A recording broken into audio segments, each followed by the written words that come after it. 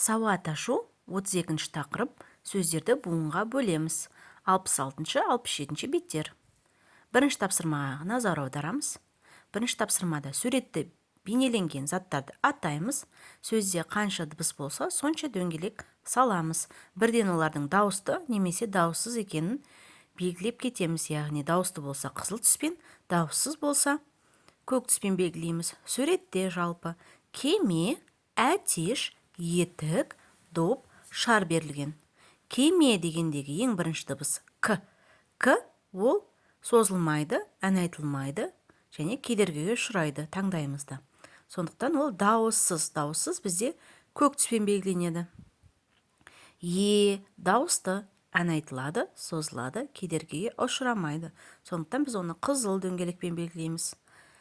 Үшінші дыбыс м, созылмайды, ән айтылмайды, кедергіге ұшырайды. Сондықтан біз оны көк түспен белгілейміз. Төртіншісі жаңағын айтқанымыздай созылады, ән айтылады және кедергіге ұшырамайды. Ол бізде дауысты, сондықтан қызыл түспен белгілейміз. Тап осылай етіп қалған сөздерді де белгілеп шығамыз, дөңгелектерін салып, ішін бояп. Екінші тапсырмаға назар аударайық. Сөздерді буынға бөлеміз. Бір буынды сөздерді бір терезесі бар үйге қосамыз. Екі буыны бар сөздерді екі терезесі бар үйге қосамыз. Үш буынды сөздерді үш терезесі бар үйге қосамыз. Мысалыға, барыс неше буын бар?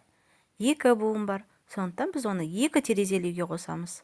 Сол секілді қасқыр, қуыршақ, көлік, көбелек, күн, ит, кітап, қияр сөздерін буынға бөліп, сәйкесінше сонша терезелі үйге қосып шығамыз.